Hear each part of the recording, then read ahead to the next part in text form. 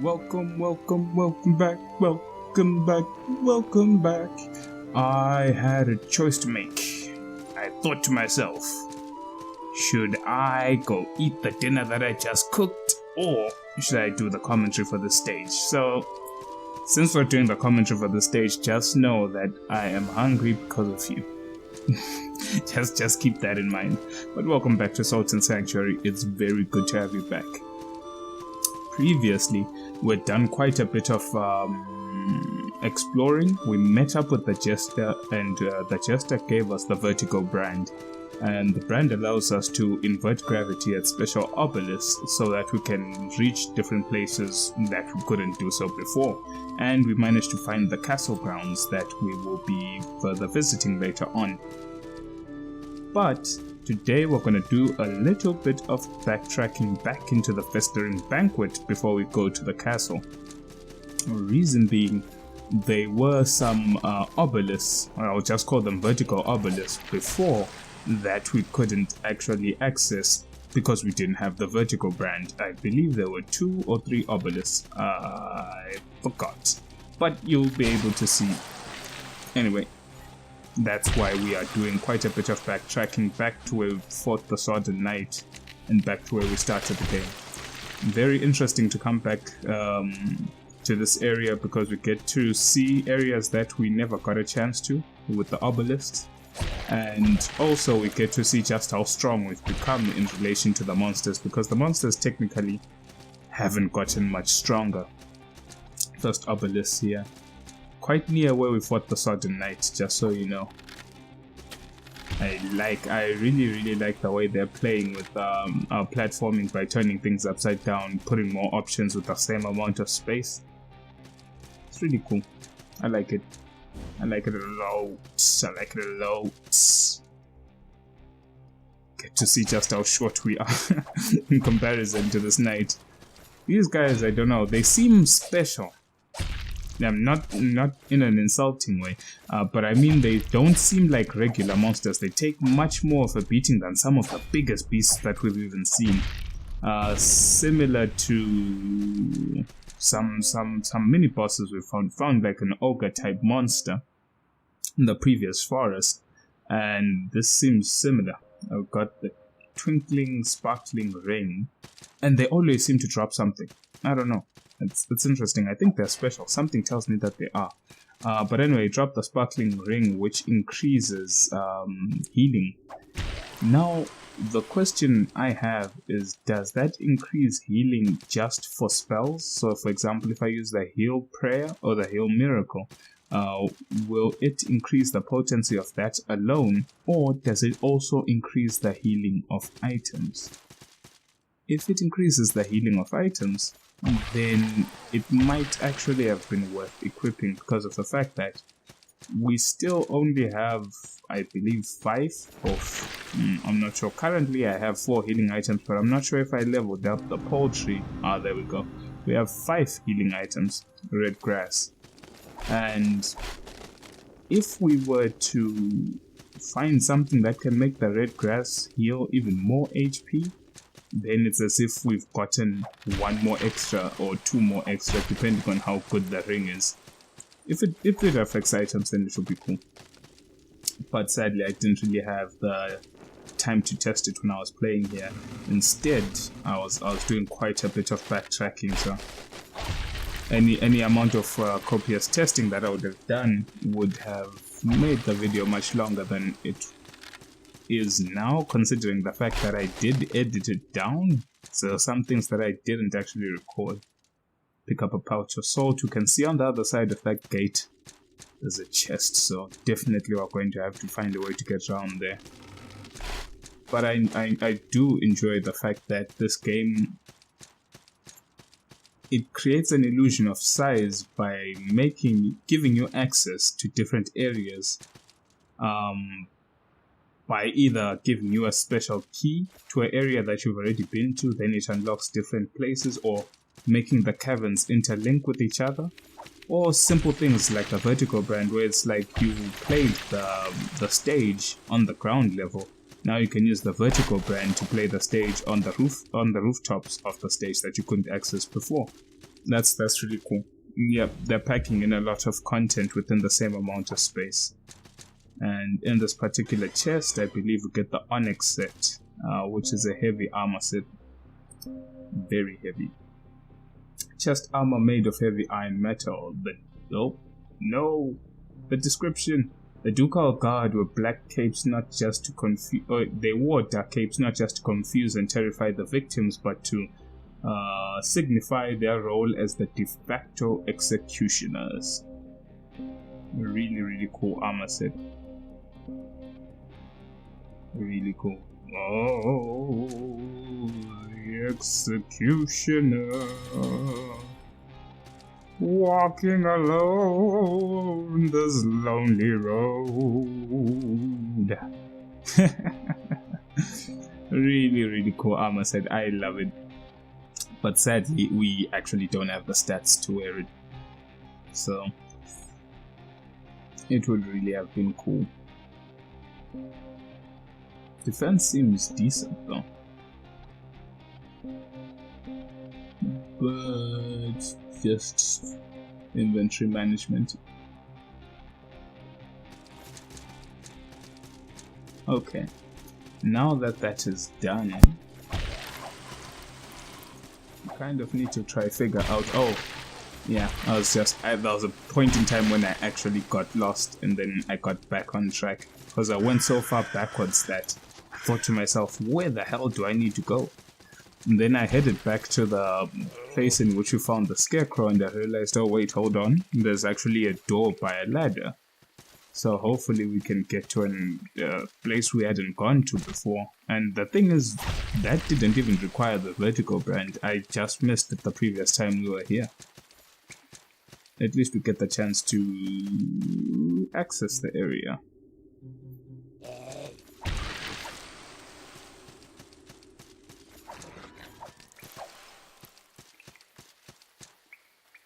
Get a pauldron. Not too sure what you could use that for. Probably for alchemy, maybe, or it could be used for smithing, but I'm not too sure what that's used for.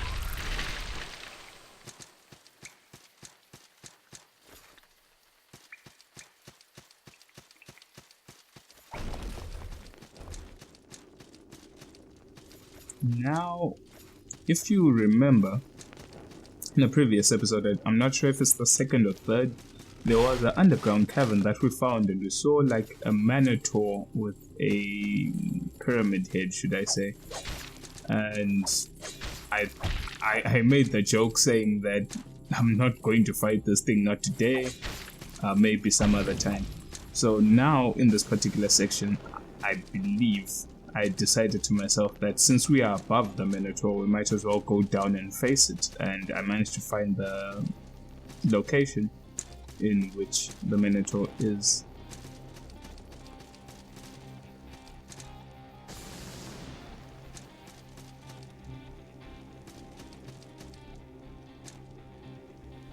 Here we go. Decided to buff my weapon, but I wasn't too sure about the moveset of the Minotaur. I realized it has a jumping attack, but the rise of the jumping attack doesn't actually have a hitbox. So you can, if you see it rising, you can feel free to roll under it, you won't get hit. The only hitbox that's located is the weapon itself. So you have ease of rolling, that's a given. But sadly, since it was my first time fighting him, I let him overwhelm me. He killed me. But that didn't stop me from going back to get my salts though. Definitely didn't stop me. Round 2, decided to juice up, top up it before we go in. Get my claymore out, get a stained page. Kill this beast. You can see it's covered in salt. But this would be a difficult salt acquisition for some, I guess. Because it's not a boss. Technically you could say it's a mini boss, but since it's not a boss, you actually have to kill it completely to get your souls back. So for example, if you're struggling with the boss, at least you know that if you get his health down to a specific threshold, you get your souls back, allowing you to die and try again if necessary. But in this case, there is no such threshold. You actually just have to kill the thing, so that's tough as nails.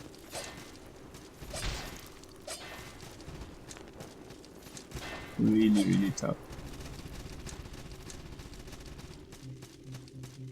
But definitely don't be shy to back away.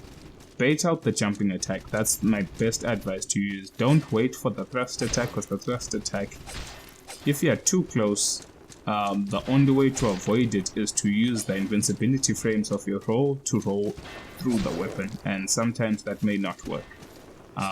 But definitely the plunging attack is very basic to dodge. You can even run under it if you really choose to do so. But the thrust and the slash are a different story. And he's dead. Got 4,300 salts from that, so... Stained page and a stone mage. That's the problem. I thought to myself he was guarding a weapon, a secret key to a secret location maybe, armor set or something, but it was only a stone mage. This, oh my goodness, it wasn't even worth anything. I feel that that was a bit of a ripoff. But in that particular regard, at least we can head back, I assume. Or did we decide to do a little bit of some backtracking?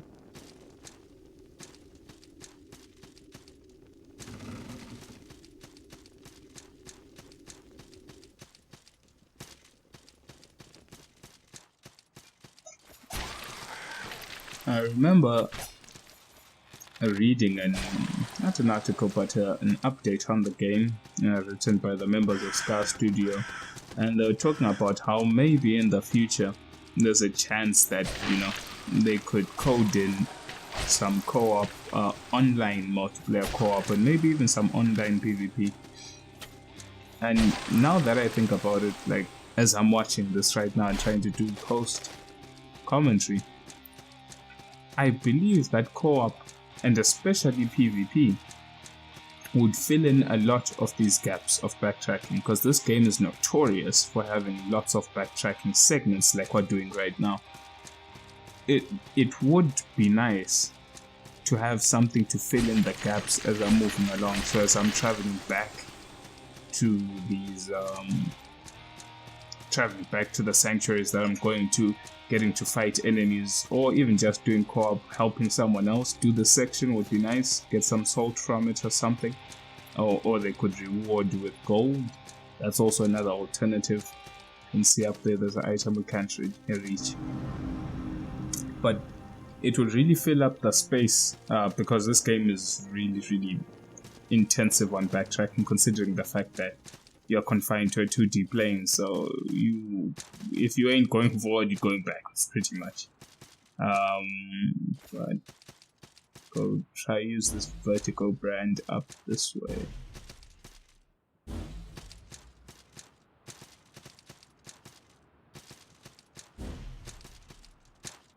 Up here we get the storm ring.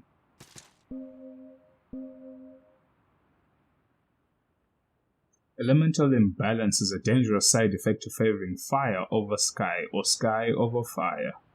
While novice mages tend to fear the effect, expert sorcerers must master every aspect of the elements.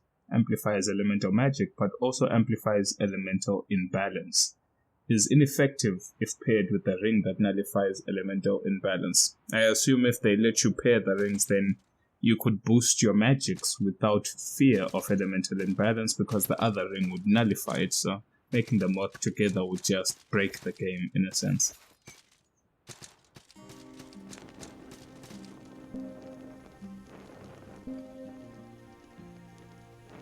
Crystal sphere.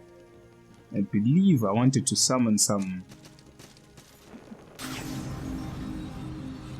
NPCs here, but let's see.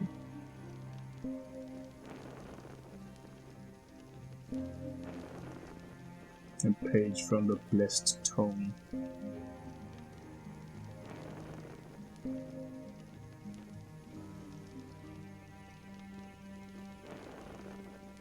poison is the refuge of unscrupulous stuff. The stone roots anchor us to the earth, and through that anchor shines divine light. The forest can poison, oh yes, but it can heal as well.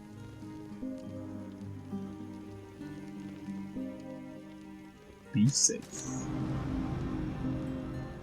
Believe I wanted a stone alchemist and maybe a stone guide. Definitely a stone guide. Stone alchemist reason being that I actually found out that stone alchemists are the NPCs that are responsible for crafting boss weapons. I actually thought that the blacksmith would do that, but apparently I was wrong. I was thinking maybe that it's just a matter of progress, like you just have to get to a certain point of the game and then the blacksmith will be doing boss weapons, similar to how the merchant we found sells boss armor, but that's not the case. It's all done by the alchemist. So I was completely wrong in that regard, hence why I decided let's actually get an alchemist. But then there's one important ingredient that I freaking forgot. My goodness. Hi, hello there. I know all sorts of alchemy, but in the continents I was able to practice nearly as much as I do now. Hi there. Okay, so you pick a weapon and then you see what boss weapon it can make. So if you take any Morningstar, any mace, you can make the Harmon mace. Need a drowned bandit's ear. And then the amber idol is the thing I do not freaking have. Oh my goodness. Any fork type weapon can make a trident. Mad sorcerer's, right? Mad alchemist's ear to make the trident, and the drowned archer's ear to make the breach pike. I'm not too sure why the mad alchemist's soul makes a trident. I don't remember him using one. Maybe I've forgotten. Any bow can make you the vile hawk bow using vile hawk's ear. Same, any spear can make you the trident. The whip can make you the martial flail using the rotten walker's ear. The warhammer can make you the monstrous mace. But still need the amber idol, need a bloated monstrous ear.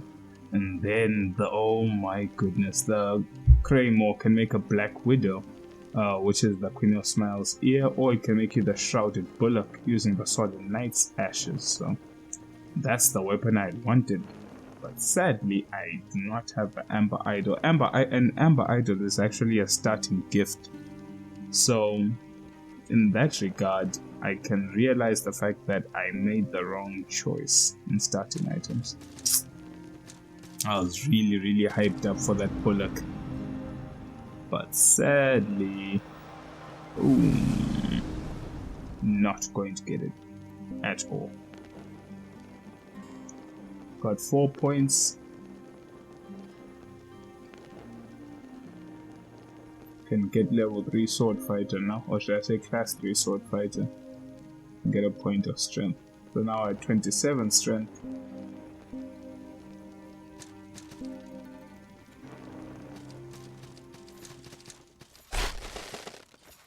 Getting stronger and stronger by the level. Now we can actually proceed to the castle. During that entire time, I decided to go the opposite way. But now you can say that the episode actually begins now. I'm thinking maybe I might need to put an annotation about that at the beginning, so that people may know that if you want to skip all the backtracking and just get to the castle location, then skip to this time, I guess.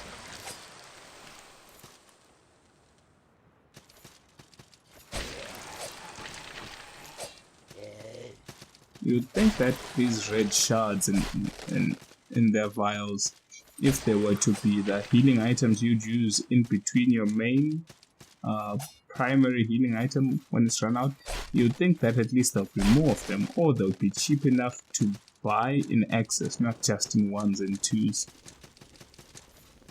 But I am wrong. I thought the bronze key would open the entrance to the castle, but little did I know that the vertical brand was actually the way to the castle.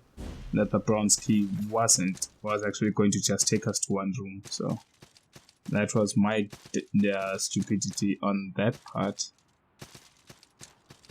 that I skipped a simple room. Could have picked up something and moved on.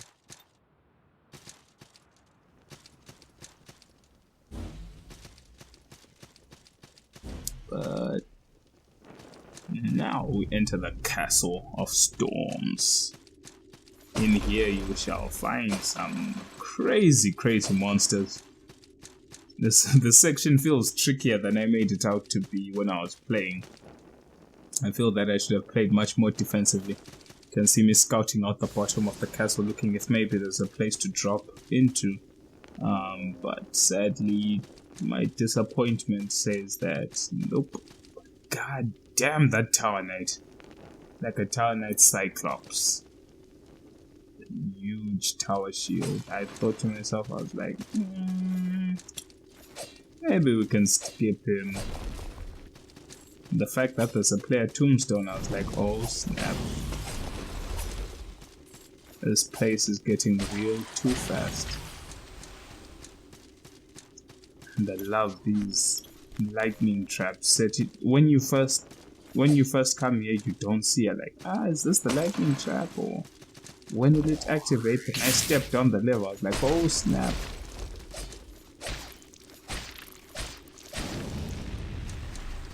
Killed one of these special guys. And he dropped the Kraken gloves. And I believe lightning barrage is what you pick up. The Kraken gloves are of course from the monster itself. The boss, the Kraken Cyclops. But I don't know what they would be doing here. Who could have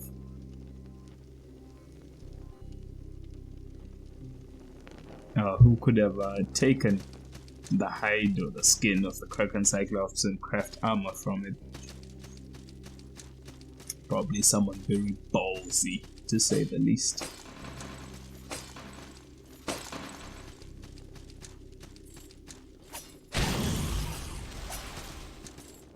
These ghost skulls can be a problem. They seem to deal a decent chunk of damage. When I saw that guy, I thought maybe he was an NPC who would help us. Then I realized no, he's actually a monster and he glitched out. Well, not a monster, but he's definitely not on our side. And I'm not too sure if that's a glitch or he intentionally teleports to hit you. That seems to be a teleport attack. At least he doesn't have that much life. Get the sack of salt and the stone blacksmith. So in this particular point I decided let's maybe fight this monster. After exploring. God damn the hitbox of that claymore. Literally, that skull was behind my head and the claymore still managed to land the hit. Says a lot for it. Really good weapon. I don't know, maybe I'm overestimating it, but I think the amount of value in a claymore on a strength build so far is extremely worth. There's no other weapon right now that I have that I think could have been better than this. Not even the arming sword. I personally don't think so. Impen crest ring. Thick metal ring adorned with the crest of Impen, the mythical kraken of flame.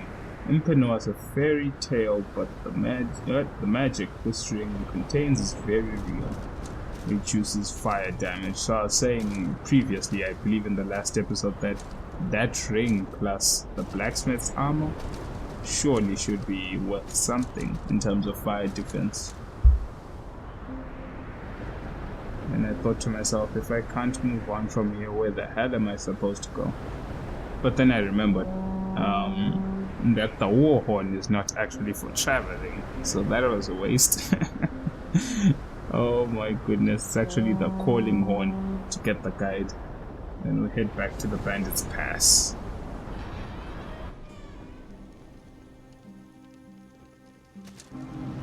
Now from here, did I level up again? Probably get one more. From here, what exactly did we do? Get one more point of endurance. I noticed that next to most power strength levels that I'd got, I'd actually left out quite a bit of endurance. And I believe I can spend a few black pearls on that. It must be a necessary component to get more stamina. Because the more times I can swing with these hard-hitting strength weapons, the better. Way more damage. I can increase my damage output without even having to increase my strength. Just surely on having more stamina or more attacks, can get more damage out of that. Damage over time. But oh my goodness. Neighbors be blasting their songs in the background here now.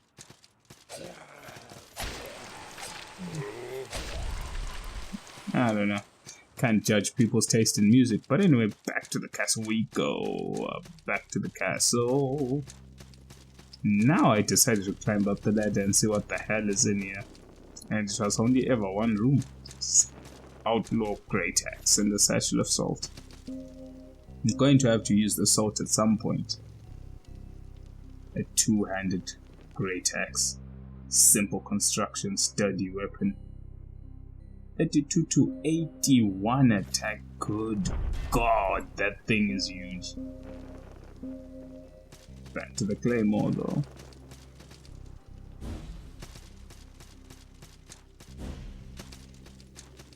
The Castle of Storms. Now, here's the time I believe I decided that we're actually going to face this guy.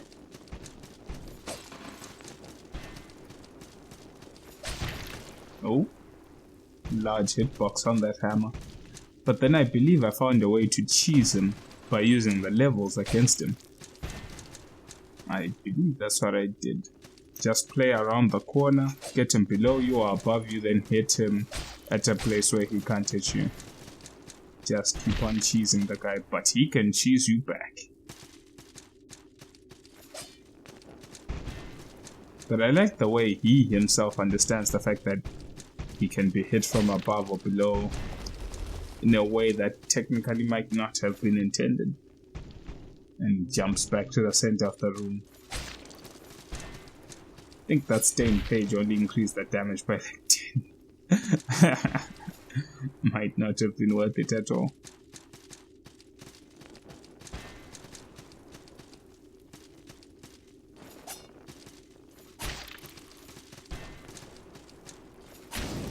There we go. And he drops nothing. Wow. Maybe if I was wearing the item discovery ring, the results could have been much more different. Decide to go around this time. Oh no! No!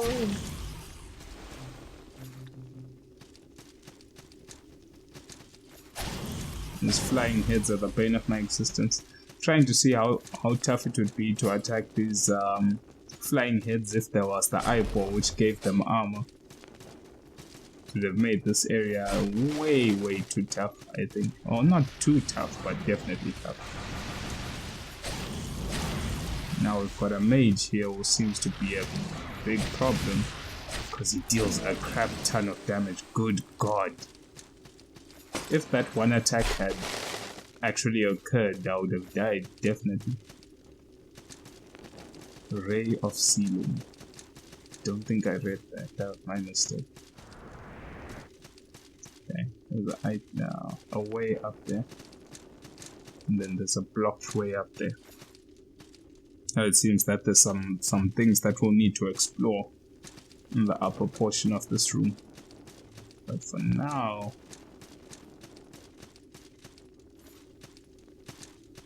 can go up this way. And another mage decided to DPS him before he cast anything because the amount of wounding and damage he deals is way too high. This excuse me. Decided to climb up this way because I think you can bait the skeletons through bombs at them to get them here.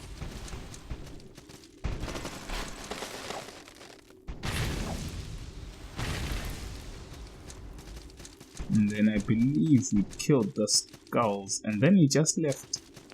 I was like, okay, if he's gone, then we can take this chance to just explore the room. If there's no need to fight, we won't fight. Now, reason being, we haven't found a sanctuary yet, so if we die, we're going all the way back to the Bandit's Pass, and I'm not about that life. Not about that Bandit's Pass life. Got another mending band. I don't know why they would give you 2, but anyway, they gave you. Maybe it stacks and double up the regen. Not too sure. Made it. Look at this view. Stunning, isn't it? I've heard there's a thief somewhere, but that sounded like a particularly useful room. There's also that pesky dragon. Needs to be slain. Do you ever wonder where these buildings came from? Who built this castle? Does it have a...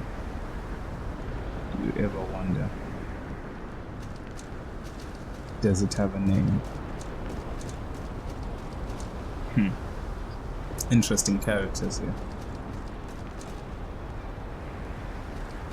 I would hope that there's more to these NPCs than their introductions, because they introduce themselves in such magnificent ways. You would hope that, you know, you'd meet in the future and there'll be some development, but so far, we're a bit starved for that. Equip icon. For the creed that you serve, the acorn. Claim sanctuary. Boom. Well, anyway. Bit of a slow episode, quite a lot of backtracking. Hopefully the Castle of Storms will yield some great boss fights as we move along, but for now, I guess we'll play around in the level up tree, and I'll see you soon. Stay safe, and I'll see you next time.